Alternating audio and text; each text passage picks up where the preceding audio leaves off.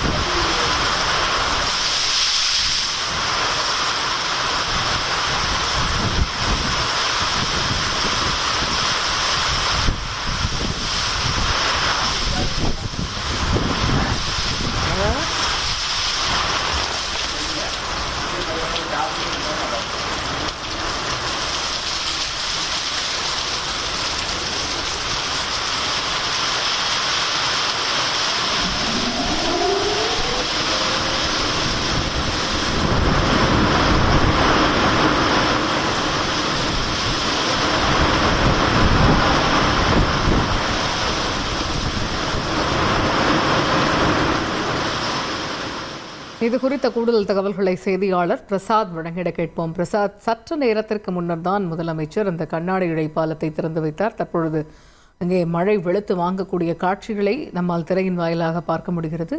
தற்பொழுது நிலவும் சூழல் என்ன? கூடுதல் விவரங்கள். வணக்கம். கன்னியாகுமரி மாவட்டத்தினுடைய வரலாற்றில் முக்கியத்துவம் வாய்ந்த நிகழ்வாக இந்த நிகழ்வு நடைபெற்றுக் கொண்டிருக்கின்றது. விவேகானந்தர் நினைவுப்பாறையிலிருந்து திருவள்ளுவர் சிலைக்கு செல்லுகின்ற பகுதியில் கண்ணாடி பாலம் 37 கோடி ரூபாய் செலவில் அமைக்கப்பட்ட நிலையில் அதை தற்போது முதல்வர் மு க ஸ்டாலின் அவர்கள் திறந்து வைத்தார்கள்.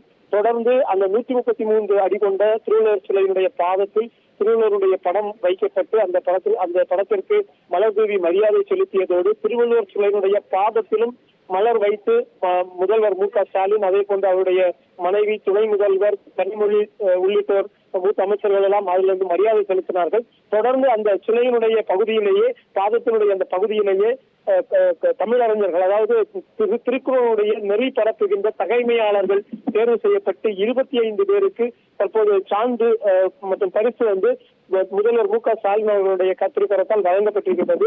அந்த நிகழ்ச்சி தொடர்ந்து நடைபெறுகின்ற நிலையில் அதன் பிறகு பூம்புகா கைவினை பொருட்களுடைய பொருட்கள் அங்கே காட்சிக்காக வைக்கப்பட்டிருக்கின்றது. அதையும் அவர் பார்வையிடுகிறார். அதன் பின்னரே அங்கிருந்து புறப்படுகிறார். இதற்கிடையே இந்த சிலை அமைந்திருக்கின்ற பகுதியில் லேசர் லைட் பொருத்தப்பட்டு இன்று முதல் இந்த சுற்றுலா பயணிகளுடைய கண்ணுக்கு புதிதான ஒரு காட்சி தெரிகின்ற வகையில் லேசர் லைட் பொருத்தப்பட்டு அந்த லேசர் காட்சி என்பது நடைபெற இருக்கின்றது. அதையும் இன்று முதல்வர் துவக்கி வைக்க இருக்கிறார்கள். அதன் பின்னர் அங்கிருந்து புறப்பட்டுதான் விழா நடைபெறுகின்ற அந்த சுற்றுலா மாளிகையினுடைய வளாகத்தில் இருக்கின்ற அந்த வளாகத்தில் இன்று நடைபெறுகின்ற அந்த சிறப்பு பட்டிமன்றம், சுகி சிவம் தலைமையிலான அந்த பட்டிமன்ற நிகழ்ச்சியையும் இந்த முதல்வர் மு க ஸ்டாலின் அவர்கள் பார்வையிட இருக்கிறார்கள். இதற்கிடையே பாலத்தை திறந்து வைத்து சில நிமிடங்களிலேயே ஒரு மிதமான சாரல் மழை துவங்கி கடுமையான மழையாக மாறினாலும் தற்போது அந்த மழை ஓய்ந்து விட்டது. சகஜமான ஒரு நிலையாகவே காணப்படுகிறது. இதனால் தொடர்ந்து அந்த நிகழ்ச்சி என்பது நடைபெறுகின்ற ஒரு சூழலாக தற்போது மாறி இருக்கின்றது. தகவல்களுக்கு நன்றி பிரசாத்.